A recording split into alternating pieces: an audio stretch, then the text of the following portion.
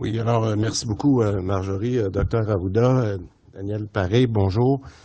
En fait, peut-être juste quelques bonnes nouvelles pour commencer sur la vaccination, mais avant, j'aimerais dire que c'est quand même une de nos premières journées, encore une fois, où on n'a aucun cas ni décès dans nos CHSLD. Alors, si on se remet en perspective il y a un an, c'est toute une amélioration. En date d'aujourd'hui, grâce au travail qui a été fait, entre autres par Daniel et son équipe, c'est près de 7 millions de doses qui ont été administrées au Québec jusqu'à maintenant, dont 1 million de deuxièmes doses déjà. Alors, on est déjà rendu à tout près de 14 de la population qui a reçu 2 doses. Donc, globalement, je pense que la situation va très bien. Mais j'aimerais aussi féliciter les plus jeunes qui se sont mobilisés pour se faire vacciner. En date d'aujourd'hui, 71 des 12-17 ans ont reçu une première dose ou ont pris un rendez-vous. Alors, et il nous reste encore une grosse semaine à faire avec eux. Donc, si on met un petit peu de compétition, ils dépassent largement les 18-39. Puis la raison pour laquelle j'y fais référence, puis pour ça, c'est un des points importants aujourd'hui sur lesquels, avec Dr Arruda et M. Paré, que j'aimerais insister. Du côté des 18-39, là, puis je reviens souvent depuis quelques jours, il nous reste environ 170 000 personnes qui nous manquent dans cette catégorie-là, de 18 à 39 ans, donc les 4 catégories, pour atteindre le 75 %. Puis ça, ce que ça signifie en termes très clairs, c'est que dans ces 4 catégories-là, il y a un Québécois sur 3 qui n'est pas vacciné ou qui n'a pas pris encore de rendez-vous dans ces tranches d'âge-là. Moi, je trouve que c'est beaucoup. Puis il faut continuer d'aller chercher la première dose pour qu'on puisse atteindre nos cibles, pour qu'on ait une meilleure immunité collective lorsqu'on arrivera cet automne, même si la campagne de la deuxième dose est commencée. Donc, je vous demanderais un petit effort, puis si vous connaissez quelqu'un qui a entre 18 et 34 ans, des fois qui a besoin de vous partager ses craintes, de dire pourquoi il ne veut pas le faire, bien, ayez de l'écoute, parce que je pense qu'on peut aller chercher dans les prochains jours. Et je le dis, 170 000 personnes, on peut vacciner ça en 2 jours. Donc, c'est pour vous donner que si on est capable de convaincre cette catégorie d'âge-là, ça va faire une grande différence quand on va arriver au mois de septembre. Maintenant, dans les bonnes nouvelles aussi, c'est toute la question du devancement des AstraZeneca et Moderna. Si on se remet dans le contexte, il y a même pas 10 jours, on avait annoncé le devancement pour Pfizer. Il y avait beaucoup de gens qui étaient déçus parce qu'ils disaient « Mais comment ça se fait qu'on ne peut pas avancer ni Astra ni Moderna? » Maintenant, pour ces deuxièmes doses-là, ce qu'on attendait, c'est d'avoir plus de vaccins. Les bonnes nouvelles, ils sont rentrés. Voilà ce qu'on va faire. Avec les dernières livraisons, les confirmations de livraison, parce qu'on attendait vraiment les confirmations du fédéral, on peut annoncer cette bonne nouvelle-là, que les personnes qui ont été vaccinées avec AstraZeneca et ou Moderna peuvent maintenant devancer leur deuxième dose. L'intervalle, dans ce cas-là, passe aussi de 16 à 8 semaines. Et je crois qu'essentiellement, puis Daniel pourra vous donner des détails, là, on parle de 500 000 doses de plus que prévu qui nous est arrivé de Moderna, qui nous donne énormément de flexibilité. Donc, dès aujourd'hui, les 50 ans et plus qui ont reçu AstraZeneca ou Moderna vont pouvoir devancer leur rendez-vous sur Clic Santé. Puis pour ceux là, qui seraient devant leur écran, allez voir, là, c'est bien indiqué, deuxième service deuxième dose, et vous pouvez aller pour accélérer votre rendez-vous, vous êtes capable de le faire vous-même. Pour les autres tranches d'âge, donc parce que je dis on est rendu à 50 ans, pour les autres tranches d'âge, ben vous devez attendre vous aussi votre 8 semaines et les tranches d'âge qui vont commencer demain, par exemple, 45 ans, 40 ans, comme c'était le cas pour Pfizer. Maintenant, c'est la même chose pour les demandes pour ceux qui sont faits vacciner en pharmacie. Et je vous demanderai d'insister parce qu'on a eu quelques appels des pauvres pharmaciens qui ont eu beaucoup d'appels. Maintenant que on a Daniel Paré avec les gens de Clic Santé qui ont fait un travail là, assez incroyable dans les dernières semaines, vous pouvez aller changer votre rendez-vous en pharmacie. Vous n'avez pas besoin d'appeler à la pharmacie. Vous pouvez le faire directement sur le site de Clic Santé. Maintenant, le troisième point, pour moi, qui est tout aussi important, c'est l'alternative au vaccin de AstraZeneca. Bon. Pour les personnes qui ont reçu du AstraZeneca, mais qui souhaitent de changer le vaccin, donc vous pouvez maintenant avoir la flexibilité, puis encore une fois, c'est grâce au fait qu'on a plus de ARN, vous pouvez, pour votre deuxième dose, remplacer le AstraZeneca par un vaccin ARN. On s'entend bien que ARN, c'est soit du Moderna ou du Pfizer. Il faut que ces personnes-là aillent sur le Clic Santé, encore une fois, pour leur deuxième dose. Maintenant, on va être clair, pour des raisons logistiques, il y aura toujours dans les sites de vaccination, soit un Pfizer ou un Moderna qui va être disponible pour ces personnes.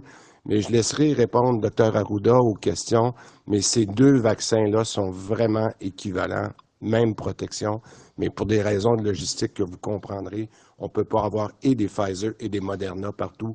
Donc, on vous donnera, il y aura une décision qui sera prise sur place à ce moment-là. Maintenant, ça c'est important de le dire parce qu'on continue à vacciner des gens qui veulent avoir le AstraZeneca comme deuxième dose et ce sera toujours possible de le faire et les sites sur le Clic Santé sont très clairs. Un point un peu plus technique que je voudrais faire, mais qui va devenir important pour la suite des choses, c'est toute la question d'avoir reçu votre preuve vaccinale. Bon, je vous avais dit la dernière fois qu'on essayait de trouver la façon là, de voir comment on pourrait rejoindre, là, je vous ai dit à peu près 6 millions de personnes qui ont reçu la première dose. Mais pour les personnes qui ne l'ont pas reçue, ce qu'on a mis en place dès demain, on va avoir un portail qui va vous permettre de charger vous-même la preuve vaccinale. Et ça, c'est disponible à cause encore, par l'équipe de Daniel. Maintenant, il peut y arriver, puis ça, malheureusement, quand on est à la vitesse où se développent les choses, puis avec tous les petits enjeux informatiques qu'on peut avoir, il y a des personnes qui, même avec le portail demain, qui ne seront pas capables de télécharger. Puis la raison, elle est très, très simple, là, puis je vous l'explique, c'est important de comprendre, c'est que lorsqu'on a fait l'inscription au centre de vaccination, bien souvent, il manquait d'informations sur les caractères, ce qu'on appelle les critères qui étaient exigibles et qu'on devait compléter. Et là, on se retrouve dans certaines situations où lorsque vous rentrez votre nom, votre carte d'assurance maladie sur le site, bien là, l'ordinateur ne vous reconnaît pas parce qu'il dit « Oh, c'est pas le bon numéro de téléphone » ou « C'est pas le bon courriel ». Donc, on ne veut pas prendre de chance puis envoyer la confirmation à quelqu'un dont on n'est pas certain. Fait que ce qu'on demande aux gens, c'est de prendre rendez-vous. Si vous n'êtes pas capable d'embarquer sur le portail, c'est de prendre rendez-vous à un centre de vaccination pour faire les corrections. Et je le répète, il n'est pas possible de faire les corrections vous-même parce qu'encore une fois, on ne veut pas que les gens se servent de ce portail-là pour un mauvais usage. Par contre, pour valider qu'il s'agit de la bonne personne, on pense que c'est préférable de vous rendre si vous n'êtes pas capable de prendre vous-même le rendez-vous, de vous rendre dans un centre de rendez-vous. La bonne nouvelle, c'est que lorsque vous irez à votre centre de vaccination pour faire ces corrections-là, courriel, numéro de téléphone, bien à ce moment-là, vous serez capable d'obtenir votre deuxième dose. Donc, à moins d'avis contraire, vous ne vous rendrez pas pour rien. Moi, j'invite les gens rapidement à aller chercher leur preuve vaccinale parce que c'est ça, en fait, qui va nous permettre, après avoir fait les ajustements dont je parlais tout à l'heure, d'être capable d'avoir l'information sur tous nos Québécois et d'être capable de passer à la prochaine étape. Parce que pour nous, ces modifications-là, plus rapidement on va les faire, plus on va être capable, puis tout à l'heure je répondrai à vos questions, d'être capable de faire le lien entre la preuve vaccinale qui va être disponible. On a déjà envoyé plus de 4 millions de codes QR. Mais lorsqu'on aura réglé le reste de la population, bien, c'est évident que, comme je l'ai toujours dit, la première utilisation du code QR, de cette preuve vaccinale-là, va être une utilisation pour le passeport vaccinal, le travail qu'on fait avec le fédéral, par exemple, pour des avantages comme l'isolement pour le voyage, mais je répondrai à des questions spécifiques si vous en avez là-dessus. Je dirais qu'en conclusion, en ce début d'été, comme je l'ai dit tout à l'heure, on le voit bien que la situation s'est améliorée. Mais je veux être prudent, qu'il ne faut pas oublier que le virus, il est toujours là, puis que les variants sont toujours là. Et pas seulement en Europe, comme on a vu en Angleterre, mais ils sont en Ontario. Et je pense qu'ils sont au Québec, peut-être dans moins grande quantité, mais on n'est pas à l'abri d'un sursaut des cas à l'automne. Je veux rassurer la population, oui, on suit la situation des variants dans les autres pays, mais il y a une chose qui est certaine, c'est que c'est la vaccination qui est la solution. Et je le répète, si vous connaissez quelqu'un dans votre entourage qui n'est pas vacciné, on a tous un devoir collectif de les encourager à se faire vacciner. En fait, je résumerai, la vaccination, c'est un effort individuel qu'on doit faire pour un résultat collectif. Je vous remercie beaucoup. On va prendre des questions.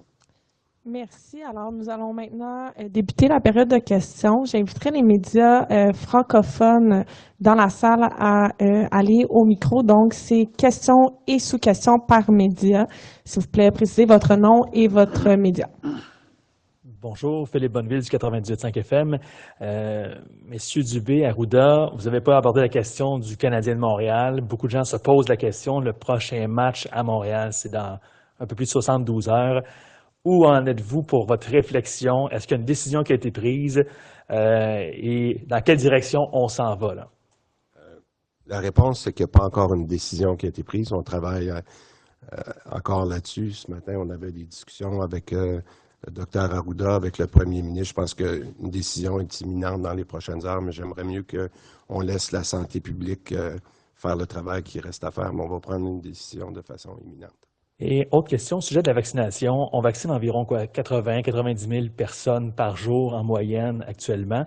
Est-ce que, M. Dubé, ça c'est notre rythme de croisière, on doit s'attendre à ce que ça se poursuive comme ça, à ce rythme-là, c'est satisfaisant pour vous? Ou si on doit s'attendre à ce que, comme il y a des centaines, des millions même de doses qui nous arrivent, là, est-ce que vous pensez, vous souhaitez, durant la période estivale, qu'il y ait beaucoup plus de gens vaccinés quotidiennement ou si on s'attend à ce que ça reste stable? C'est certain qu'on a la capacité pour vacciner. On l'a vu déjà, plus de 100 000 tous les jours. Mais ça prend trois choses pour être capable de vacciner. La première chose, c'est les doses. Je pense que vous l'avez bien mentionné. On en a des doses, mais ça n'arrive pas à coups de millions. Là, on va avoir des belles nouvelles avec Moderna. Effectivement, on devrait être capable de monter la capacité. Mais ça va nous prendre aussi des gens qui viennent choisir la première dose, la deuxième dose, et avec justement la stratégie qu'on annonce aujourd'hui, d'être capable d'avancer. Et ça va se faire tout au courant de l'été. Parce que si je prends les vaccins de la compagnie Pfizer, c'est à chaque semaine que ça arrive. Fait que ça ne nous arrive pas dans un gros montant. Mais oui, notre intérêt, c'est de vacciner le plus rapidement possible pour qu'on puisse revenir là, à nos activités quotidiennes, dans le fond, d'ici la fin là, du mois d'août. C'est quoi notre capacité? Parce que je dis que vous pouvez augmenter la capacité, là, mais c'est quoi notre capacité? On serait capable d'en vacciner combien de gens si les trois facteurs étaient réunis présentement? Écoutez, le chiffre 100 000, là, c'est un bon chiffre. Et la raison que je ne suis pas plus précis que ça, c'est qu'on a des partenaires, on a des partenaires en entreprise, on a des partenaires au niveau des pharmacies. Fait qu'encore là, quand je prends avec le réseau de la santé et des services sociaux, quand je prends ces trois grands, entre guillemets, là, entreprises là, qui peuvent vacciner des gens, là, on est capable d'aller dans du 110 000 là, de façon à donner aussi un bon service aux citoyens. Merci. Merci.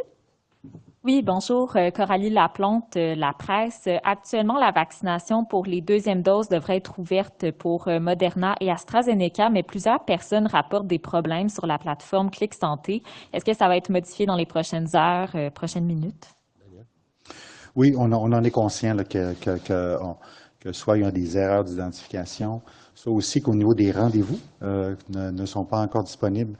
Et oui, ces petits enjeux-là seront réglés au cours des prochains jours, prochaines semaines. Mais ce qu'il faut savoir, c'est que notre stratégie d'avancement de deuxième dose, c'est des vaccins en surplus. On va toujours honorer nos deuxièmes rendez-vous. Ça, c'est notre première priorité.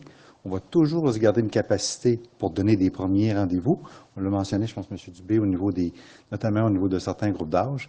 Et c'est la balance entre ce qu'on a reçu et ce qu'on doit assurer comme service qui est offert en ces rendez-vous. Donc, j'invite les citoyens, moi, à chaque semaine, d'aller voir sur le portail Clic Santé pour voir des ajouts de rendez-vous parce que c'est pas à cause qu'on ouvre une pastille aujourd'hui pour un groupe d'âge que c'est fini. C'est le début et ce service-là va être offert pendant tout l'été. Puis, la majorité des nouveaux cas de COVID-19 se présentent chez des personnes qui n'ont pas été vaccinées. Comment est-ce qu'on va les encourager à aller se faire vacciner? Vous parliez des preuves vaccinales. Est-ce qu'il va y avoir certains privilèges lorsqu'on a notre preuve vaccinale? Je pense que le premier privilège pour moi, c'est d'être capable de voyager. Et je pense que d'être capable de travailler comme on le fait en ce moment avec le fédéral, pour en arriver à utiliser la preuve vaccinale dans un éventuel passeport vaccinal, c'est vraiment notre premier objectif pour être capable que des gens qui ont déjà leur deuxième dose, ça n'enlève rien à ceux qui ne l'ont pas eu encore, mais il y aurait un avantage. Par exemple, on est en discussion avec le fédéral, soyons concrets. Les gens, en ce moment, qui reviennent d'un voyage, doivent faire la quarantaine à l'hôtel, avoir une preuve d'un test négatif. Bien, je pense que lorsqu'on serait capable de démontrer qu'on a une preuve vaccinale de 2 vaccins reconnus, bien, on pourrait au moins enlever la quarantaine obligatoire à l'hôtel, par exemple. Alors, c'est le genre de discussion qui ont lieu avec le fédéral, et c'est pour ça que je le répète, que les jeunes comme les moins jeunes devraient rapidement aller s'assurer sur le portail qu'on met à leur disposition à compter de demain pour aller faire les dernières corrections dont je parle, s'assurer que le bon courriel est là, etc., pour qu'on puisse communiquer avec eux lorsqu'il y aurait cette entente-là avec le fédéral. Il y aura peut-être d'autres avantages plus tard, mais pour le moment, c'est sur celui-là qu'on veut mettre toute l'action parce qu'on a besoin de finaliser le portail correctement. Merci. Nous allons aller en ligne. Donc, le premier journaliste, ce sera Alain Laforêt de TVA Nouvelles.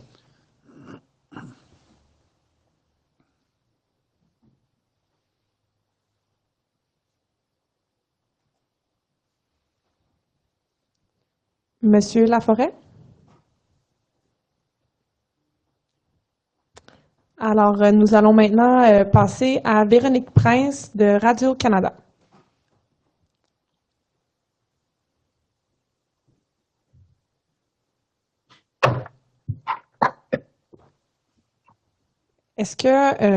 Entendez-vous? Oui, Monsieur Laforêt. Bon, vive la technologie.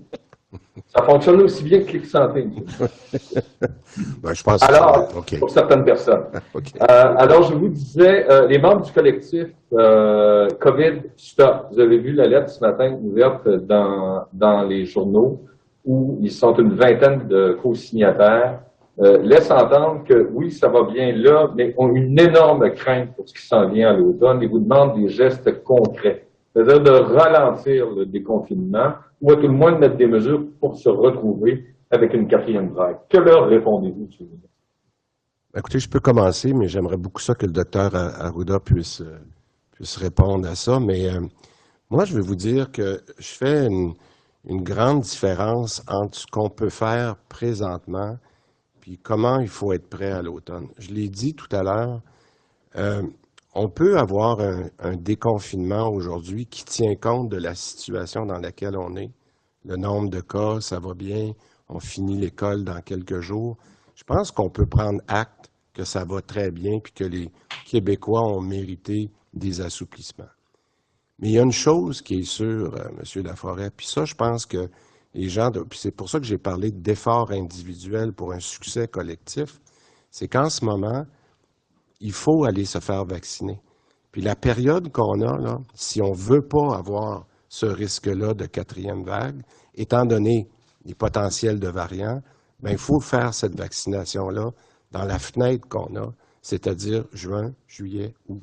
Alors moi, que les gens nous disent peut-être qu'on déconfine trop vite, si on déconfinait moins vite, on ne serait pas assez vite.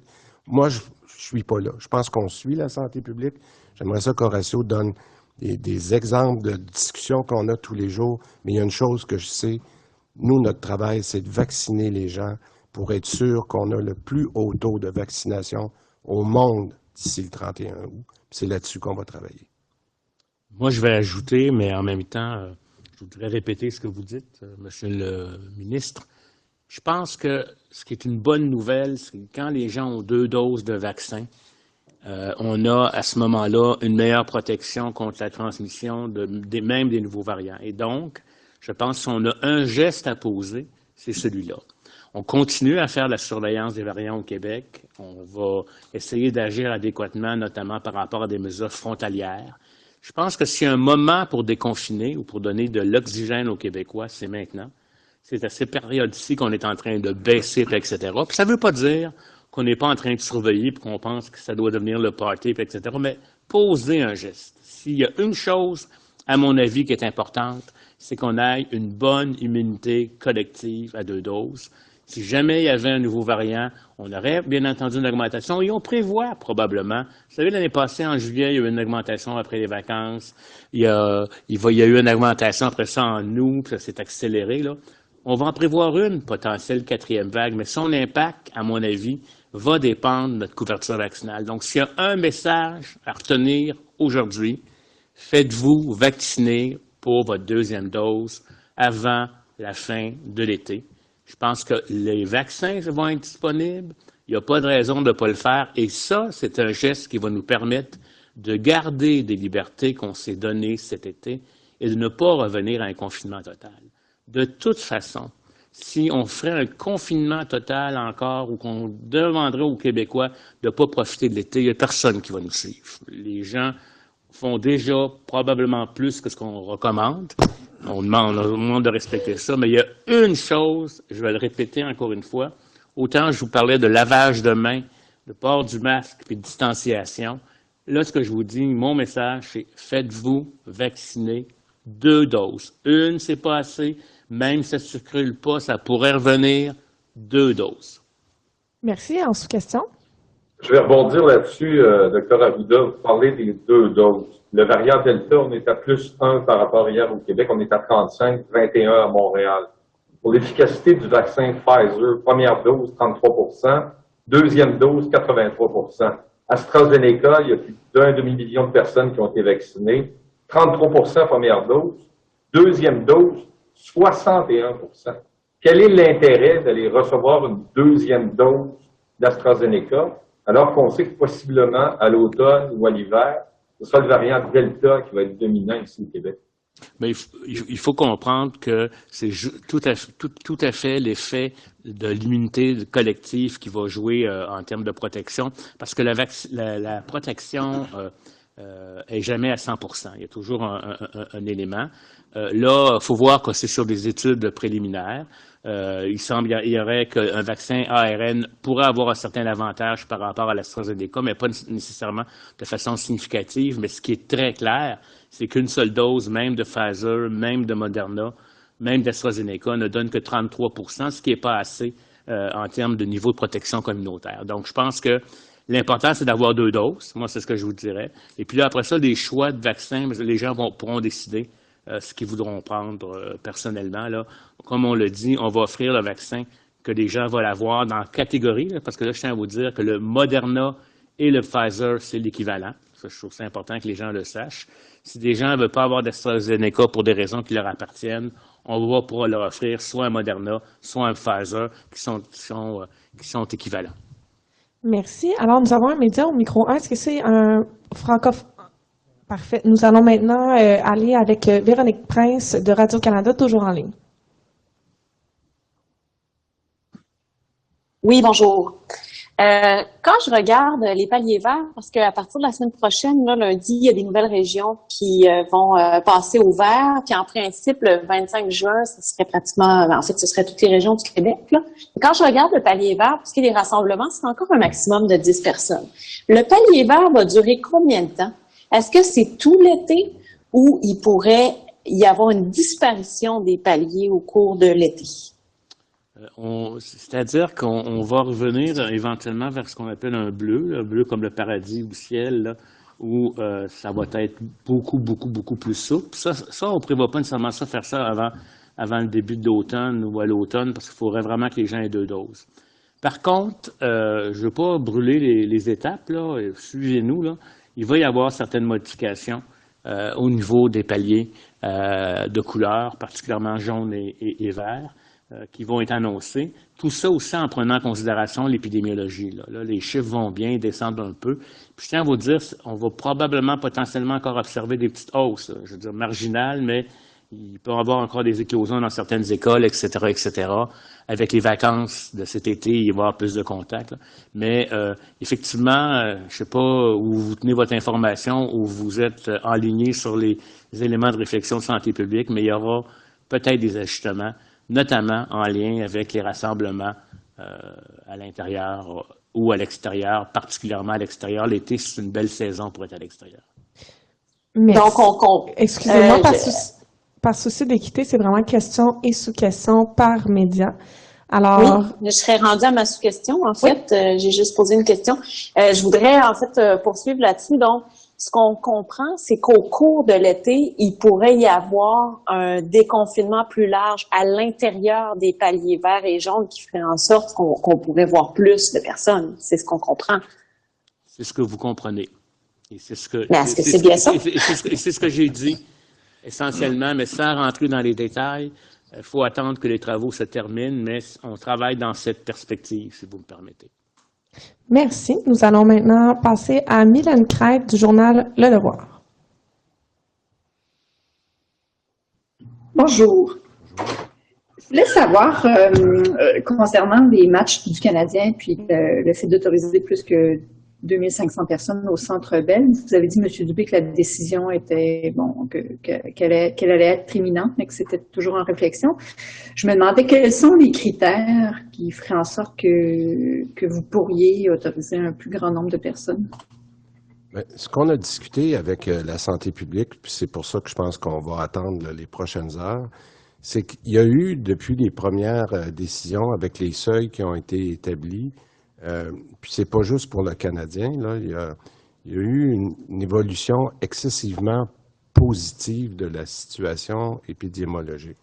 Alors, ce qu'on a demandé à la santé publique, c'est de nous dire, avec l'information que l'on a versus ce qu'on avait comme information il y a quelques semaines, est-ce que des ajustements possibles, c'est ça que le premier ministre a demandé, mais on a donné tout le temps nécessaire à la santé publique de regarder l'ensemble de ces données-là et pas uniquement pour le Canadien. Fait que c'est pour ça que je pense que j'aimerais mieux qu'on donne le temps nécessaire pour que cette décision-là se prenne, comme on le fait d'habitude, correctement avec la santé publique. Donc, aussitôt que ces analyses-là vont avoir été faites, s'il y a des ajustements qui sont possibles, on va les faire, mais pour l'ensemble du secteur des spectacles. D'accord. Et ma deuxième question serait pour le docteur Arruda. Je me demandais par rapport au variant Delta, quelles sont les projections jusqu'à maintenant? C'est un variant qui se propage, là, notamment au Royaume-Uni et en Chine. Donc, je me demandais quelles sont les attentes au Québec par rapport à ça? Bien, on sait que c'est un variant qui serait 33% plus transmissible, avec aussi une augmentation des hospitalisations, là, au moins 33%, minimum 33%, augmentation peut-être de 33% des hospitalisations. Quant aux décès, les données ne sont pas encore tout à fait confirmées. Mais ce qu'on sait, c'est que quand les gens ont 2 doses, donc on arrive à abaisser le taux d'attaque, là, particulièrement avec 2 doses, avec une dose seulement 33%, avec 2 doses beaucoup plus. Donc, tout ça va dépendre, de la couverture vaccinale comme telle. On va demander, bien entendu, à notre institut de nous fournir des scénarios, des bilans là, avec des projections sur la base à la fois de notre épidémiologie locale, du RT qu'on a atteint, de la couverture vaccinale pour être capable de voir la chose. Mais c'est sûr qu'on pourra se retrouver dans une situation où, parce que la couverture vaccinale des doses n'est pas assez élevée, qu'on pourra avoir une vague. Nous, notre objectif, je pense, d'empêcher le variant de rentrer complètement, c'est peut-être utopique. Vous savez, on a eu le variant UK, il est rentré puis s'est distribué. On a eu un peu d'Afrique du Sud, par contre, qui ne s'est pas distribué. Le variant indien a l'air à se comporter quand même avec plus de transmission, donc c'est probablement utopique. Il y en a en Ontario à côté. Je pense qu'il va être très important dans nos interventions de gestion de cas et de contacts d'intervenir pour empêcher la propagation du variant. Là, donc, on va surveiller ça de très près. Mais je pense qu'avec la transmission qu'on a actuellement, le nombre de cas, on est relativement épargné, mais tout pourrait changer, je vous dirais, avec l'augmentation des contacts, les rentrées scolaires au mois d'août, etc. Puis encore une fois, on déconfine, on surveille de façon très intensive et on se fait vacciner 2 doses. Merci. Nous allons maintenant passer à Stéphanie Marin de la presse canadienne. Bonjour à tous les trois. J'aurais aimé avoir une petite précision pour les gens qui ont eu le AstraZeneca en première dose, mais qui souhaitent un autre vaccin en seconde dose. Est-ce que j'ai bien compris la façon de procéder? Ils ne peuvent pas demander un autre vaccin directement sur le site de Clic Santé, mais doivent se rendre à un site de vaccination avec leur rendez-vous d'AstraZeneca comme seconde dose et demander sur place un autre vaccin. Est-ce que c'est bien ça? Oui. Petite correction. Dès aujourd'hui, les gens qui ont reçu un AstraZeneca peuvent prendre rendez-vous sur Clic Santé s'il y a des rendez-vous disponibles pour avancer leur dose. Et sur place, on sera capable justement d'offrir un ARN messager si le citoyen le désire. Et on travaille avec notre partenaire Clic Santé pour le rendre, ce bout-là, aussi même visible directement sur le système, mais c'est pas encore disponible pour le moment. Pour le moment, vous avez eu un AstraZeneca, vous voulez avancer votre dose, autant si vous voulez le maintenir, avoir une dose AstraZeneca, ou vous voulez changer, il y aura des plages de rendez-vous pour ça. D'accord. Ma seconde question, c'est sur le délai de 8 semaines entre la première et la deuxième dose de vaccin. Est-ce que certaines exceptions pourraient être envisagées, par exemple pour des étudiants québécois qui font leurs études à l'étranger, puis qui sont pas de retour au pays cet été assez longtemps, qui sont pas là pendant 8 semaines? Est-ce que ce serait possible de devancer la deuxième dose d'une semaine ou deux comme un type d'exception?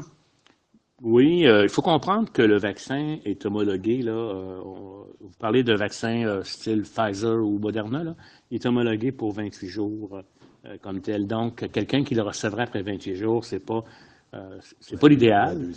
Hein?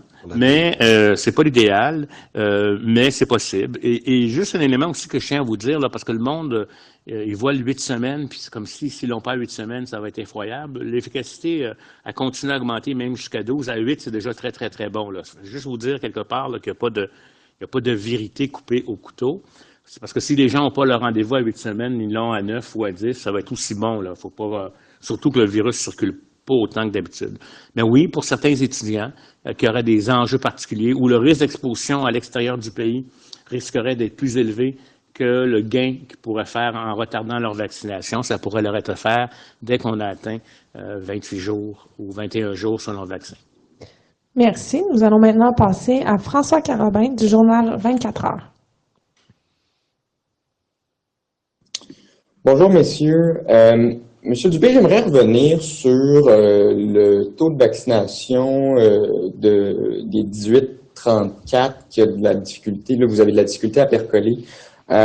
J'aimerais savoir si vous avez l'impression d'avoir tout essayé et si vous considérez, par exemple, il y avait été question de vaccination de nuit. Ça avait même été testé à Québec au mois d'avril, si je ne m'abuse. Est-ce que ça fait toujours partie de vos discussions? Il n'y a rien qui est laissé sur la table en ce moment. Je dois vous dire, là, on a demandé à nos gens de communication de faire un effort. Je pense qu'ils ont fait tout un effort là, depuis une dizaine de jours pour aller rejoindre ces clientèles-là. Par la vaccination, j'aimerais laisser à Daniel, mais je pense que moi, je pense que c'est par les pairs. Si on en a parlé beaucoup.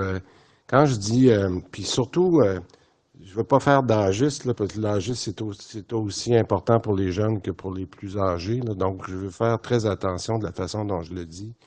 Mais entre eux, les plus jeunes, ils sont ensemble. Puis moi, j'ai entendu beaucoup de jeunes qui m'ont dit, ben écoute, moi, je me sens un peu gêné d'aller convaincre mon chum ou ma copine de le faire alors que moi, je l'ai fait. Ben moi, je pense qu'il faut pas être gêné. Je comprends qu'il faut laisser la liberté de choix aux personnes, mais là, on est vraiment à la fin du processus. Puis je pense que la meilleure personne pour convaincre une autre personne, c'est un proche. C'est quelqu'un qui va avoir à vivre avec eux au cours des prochaines semaines, des prochains mois.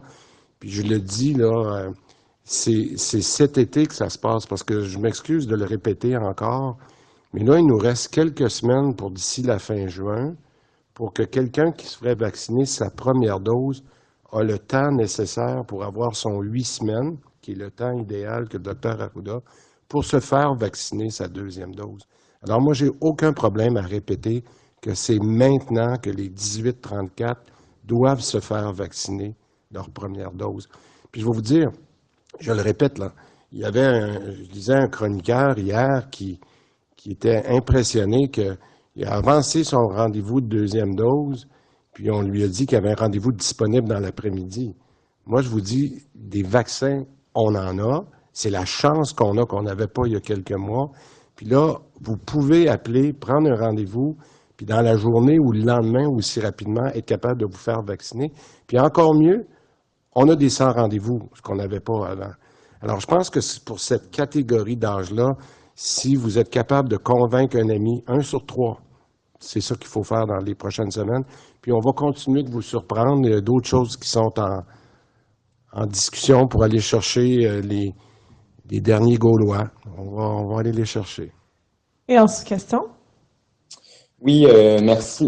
Monsieur Dubé, j'aimerais revenir, peut-être qu'on se projette un peu dans le temps, mais s'il y avait un reconfinement, vous ne l'avez jamais exclu d'ailleurs, là, s'il y avait un reconfinement en raison d'une 4e vague, qu'est-ce que ça voudrait dire pour les personnes qui sont vaccinées avec 2 doses depuis 3 semaines? Est-ce qu'il y aurait un confinement à 2 vitesses? Mais moi, je pense que c'est trop... M. Carabin, là, je vous respecte beaucoup, mais c'est un petit peu hypothétique, là, ce que vous demandez aujourd'hui. Moi, vous savez, je suis de la vieille école, là, on connaît toute la fable de la cigale et la fourmi, là.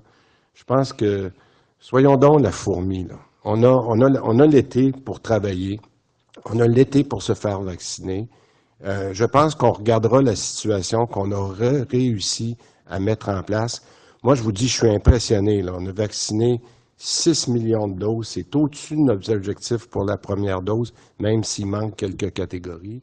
La deuxième dose, on a déjà 1 million de vaccins qui ont été, on est à 14 % de la population, 1 % par jour. C'est ça qu'on fait en ce moment, là. Lorsqu'on vaccine 100 000 personnes, ce qui a été le cas des 3-4 derniers jours, c'est à peu près 30 000 personnes qu'on fait dans la première dose, puis 60 000 la deuxième dose.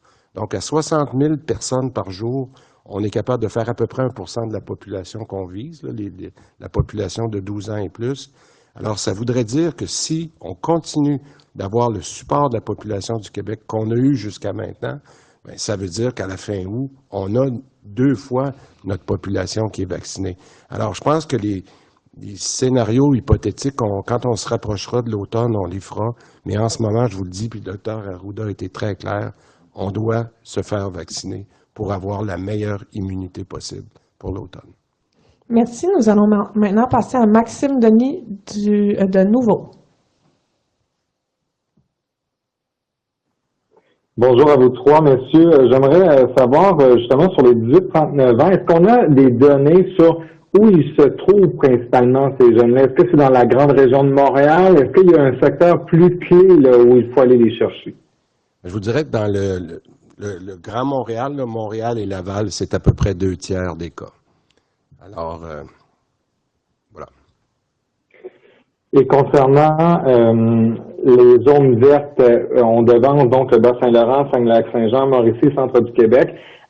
Comment on détermine ça et pourquoi il n'y a pas de changement pour la capitale nationale, par exemple, où les cas sont pratiquement à 0? Mais il y a eu des discussions, vous savez, il y a le nombre de cas qui est un élément pris en considération, puis bon, ça va bien du côté cas, hospitalisation, etc. Il y a quand même eu un mouvement très rapide d'augmentation à Québec qui rend les ressources un peu plus prudentes et compte tenu aussi de la masse de population qui est plus grande que dans d'autres régions qui sont passées au vert. Après discussion avec le directeur de santé publique, il préférait attendre je vous dirais une semaine de plus. Donc, c'est un jugement à la fois sur la base des données et les impressions cliniques de nos directeurs de santé publique. Merci. Nous allons maintenant donner la parole à Patrick Belrose du Journal de Québec.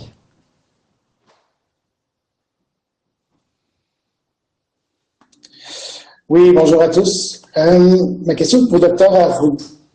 Je vais revenir sur les spectateurs pour les matchs du Canadien. Je veux savoir, pouvez-vous nous expliquer un petit peu quelle est la réflexion qui est en cours, disons, quels facteurs là, vous évaluez présentement pour prendre une décision et aussi quel type de scénarios sont à l'étude? Est-ce qu'on réfléchit à augmenter de façon importante le nombre de spectateurs, par exemple jusqu'à la moitié, je ne sais pas, ou est-ce que c'est plus souvent à la marge auquel il faut s'attendre? Écoutez, comme le disait notre ministre, les discussions ne sont pas terminées. Je vous dirais que c'est un mélange d'analyses, de scénarios. C'est sûr que ce qu'on fait, si je peux rester macro, doit être cohérent avec les autres secteurs d'activité de rassemblement intérieur-extérieur, doit respecter certaines approches qu'on a décidé d'avoir jusqu'à maintenant, particulièrement à l'intérieur, en lien avec des entrées et des sorties séparées pour ne pas mélanger les îlots de 250 qu'on a déterminés. Là. Fait que là, j'en resterai à ceci maintenant et laisserai le gouvernement, après qu'on ait terminé nos discussions, faire les annonces nécessaires. D'accord. Monsieur Dubé, sur la question du passeport vaccinal ou la preuve vaccinale, on se demandait, est-ce que les enfants reçoivent déjà la preuve vaccinale? J'ai parlé à des parents là, qui me disaient que pour leurs enfants, ils n'avaient rien reçu pour l'instant.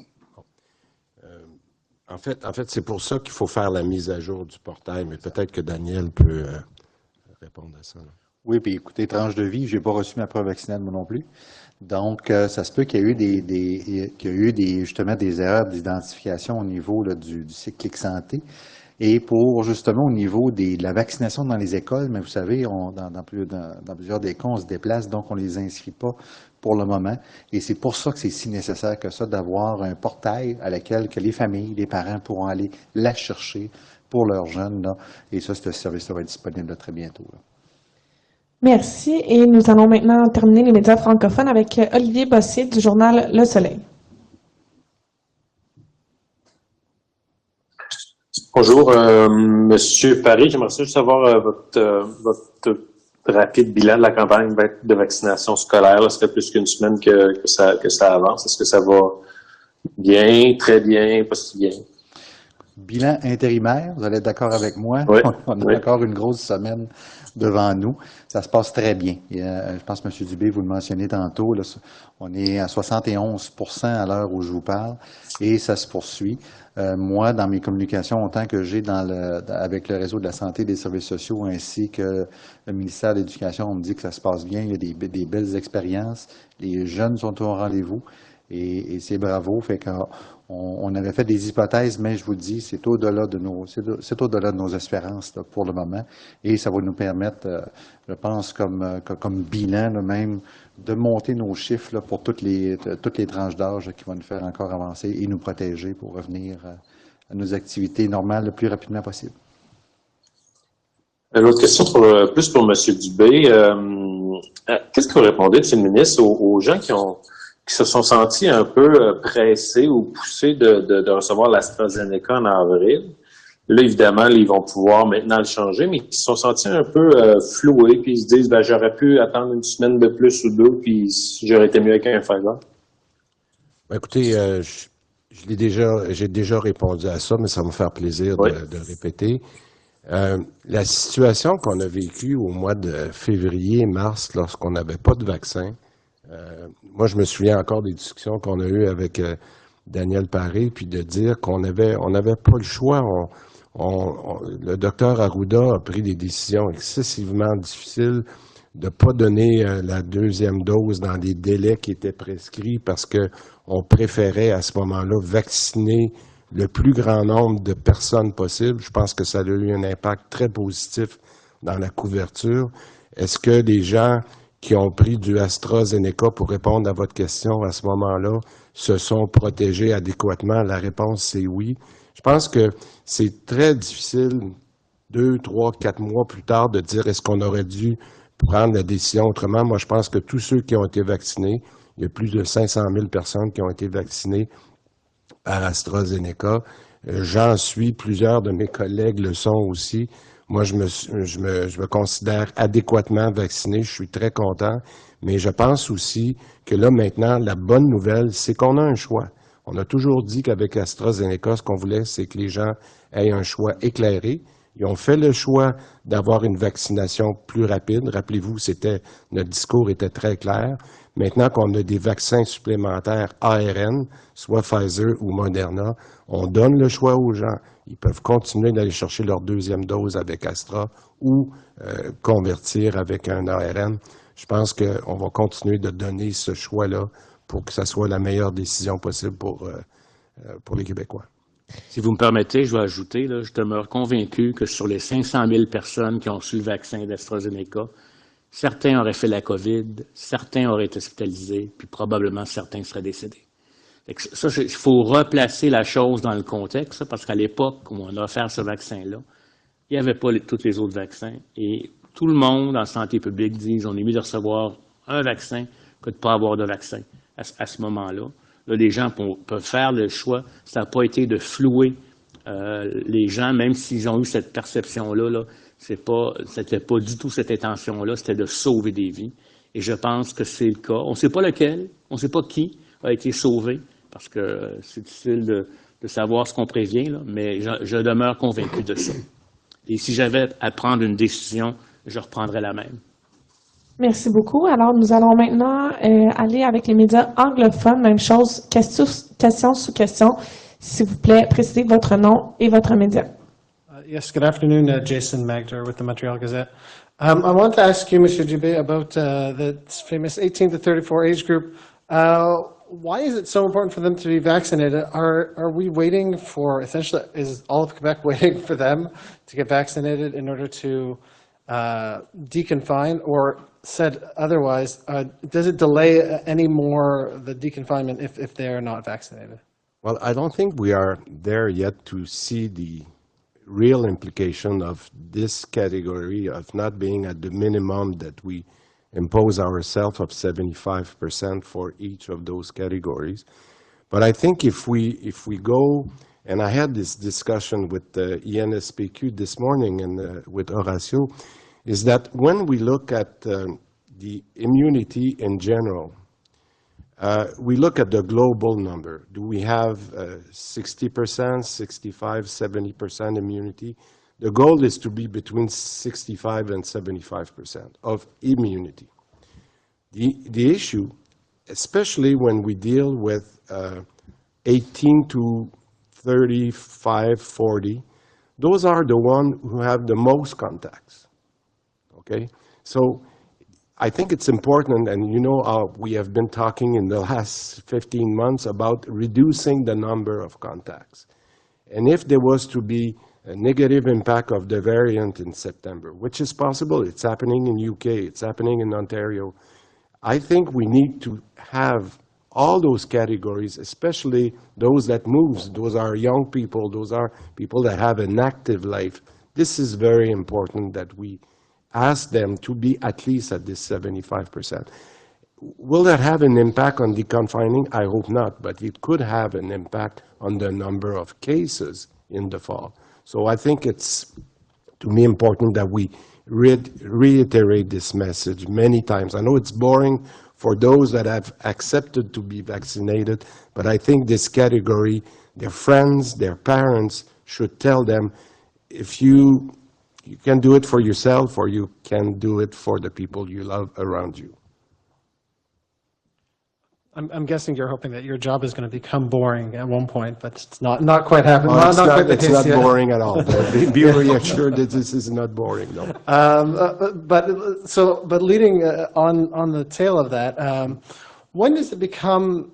I guess when we reach that goal, or if we reach that goal, say 75% of Quebecers are vaccinated, and then the Delta variant does come in, let's say in September, does it become less of a big deal if we have that collective immunity in place? And at that point, do we make decisions on confinement based on? I'll back up a little bit. We know that when you're fully vaccinated, you don't get severely hospitalized. There's a much lower rate of hospitalization, much lower rate of death. Does that take into account? Will that be taken into account when the Delta variant, if the Delta variant arrives? And will we not have as strict confinement measures when we see higher cases? Well, I think I appreciate your question very much, because this is the reason we vaccinate. Because if we compare to the same time last year, remember, last year, end of June, mid of June, 100 cases per day, and we were like all Quebecers going into the holidays and saying, let's have a nice summer, we're okay. What happened? Second wave on the way back. The difference this year is vaccination. We are at the same place mid-June as we were last summer. The big advantage is to have the vaccination, which we didn't have last summer. So when we understand that, we're saying we have those 3 months to make a big difference. So then when we come back, for those who have not been vaccinated, because I've said that many times over the last few days, 75% of the cases are with people that are not vaccinated. So if we don't want this to happen in September, let's make sure you get vaccinated. And we have this opportunity. We have millions of vaccines that are available, and we have all the vaccination centers that are available. So I think this is what we need to make sure that we don't have an impact on our hospitals, on our full network. And I think that's a respect of the population in general. That's what we hope. Merci beaucoup. Alors, je ne sais pas s'il y a d'autres médias anglophones dans la salle. Merci. Je vous invite à aller au micro.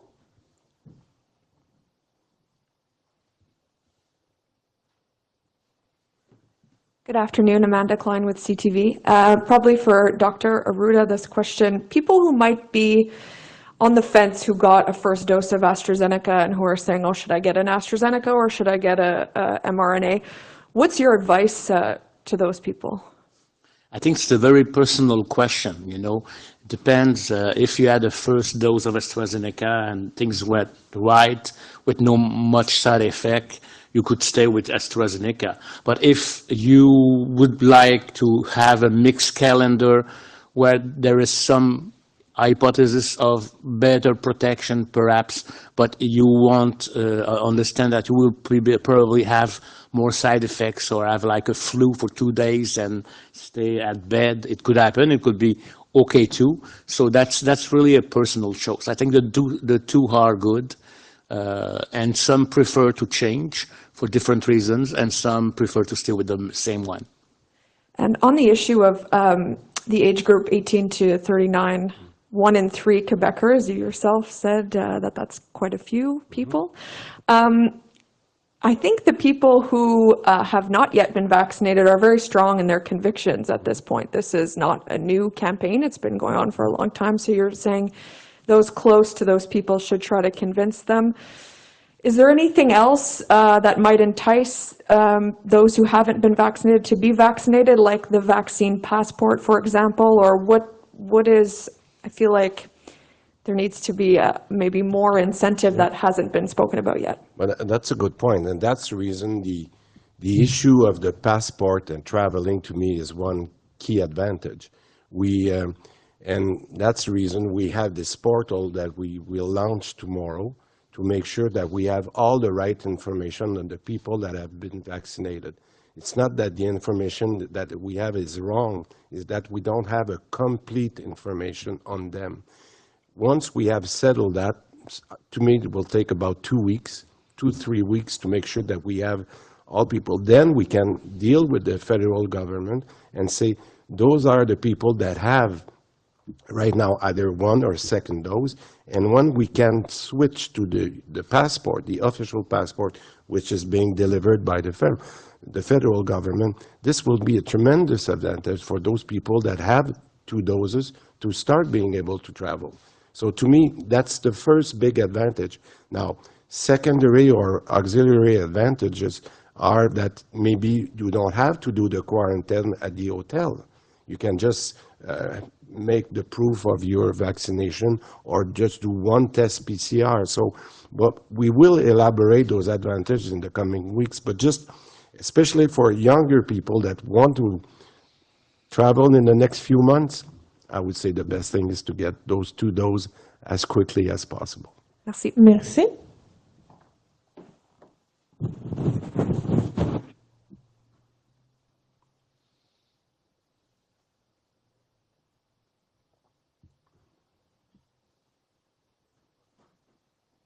Good afternoon.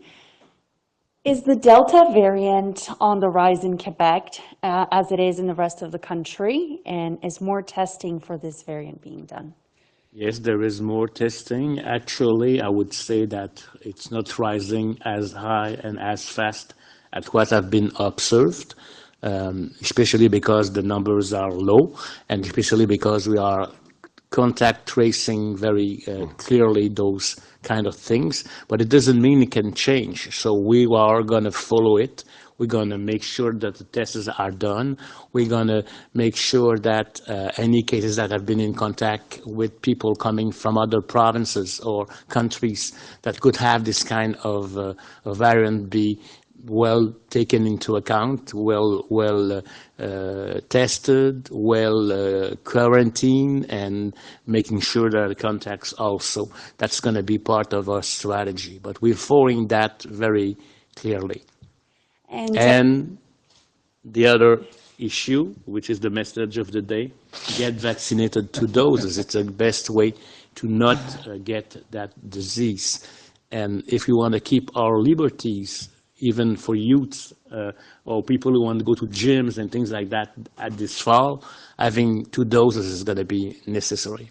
Et en question? How worried should unvaccinated people be about the Delta variant? I think they should be worried because as compared to the other virus, there is more risk of transmission to others and more risk to get hospitalized. Actually, we are looking, it's too early to see the impact on death because there is transmission, but it's almost recent, but there is probably, at least getting hospitalized, it's more. It's, I think, over 33% more.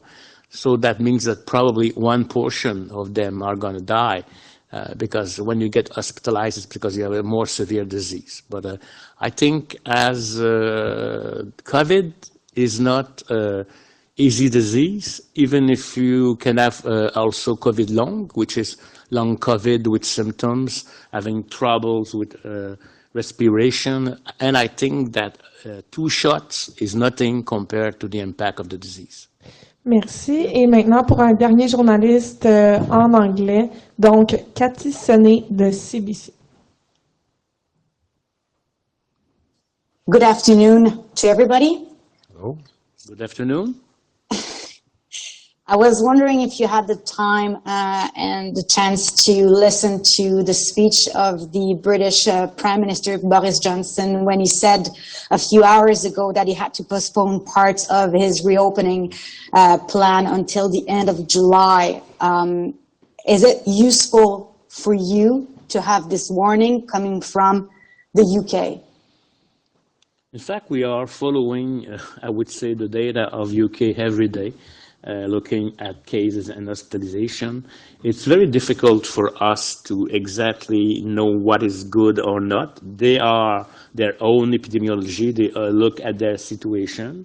I think that if that decision has been taken, it's because they have the rate of transmission, which is high. And the only way, if they cannot catch and contain those cases is to limit I would say, the contacts between people, and that's probably what is their decision, because they probably don't want to have a big acceleration with pressure on healthcare systems and on the system. So I think it's okay.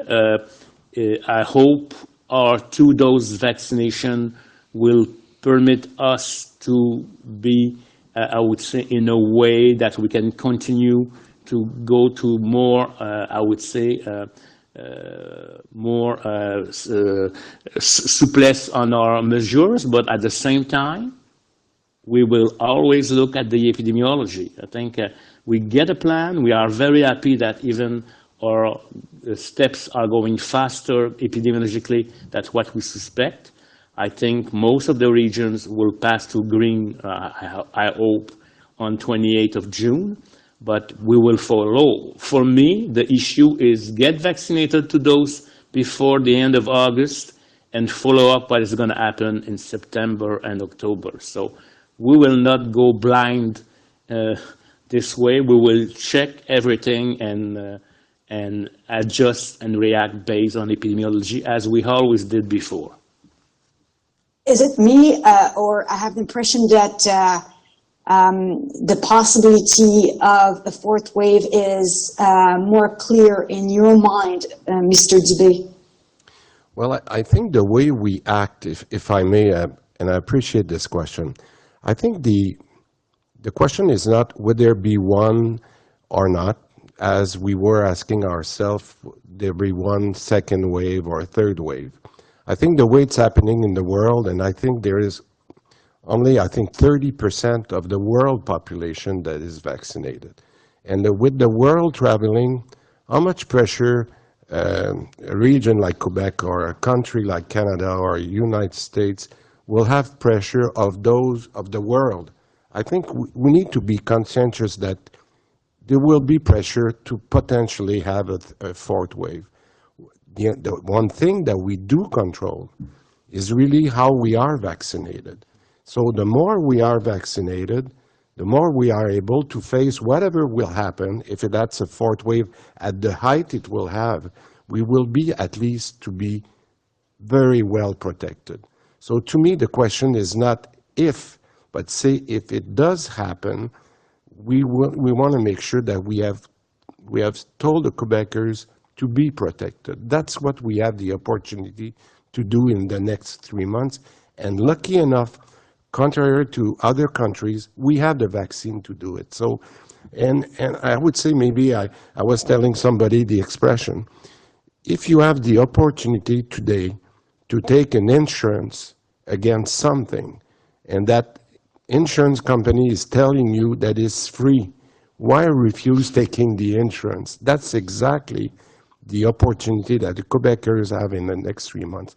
Take an insurance on your health. This insurance is available and it's free, and let's be ready for whatever happens next fall. That's our way of looking at it. C'est ce qui met fin au point de presse. Merci à tous d'avoir été présents aujourd'hui. Merci tout le monde. Merci beaucoup.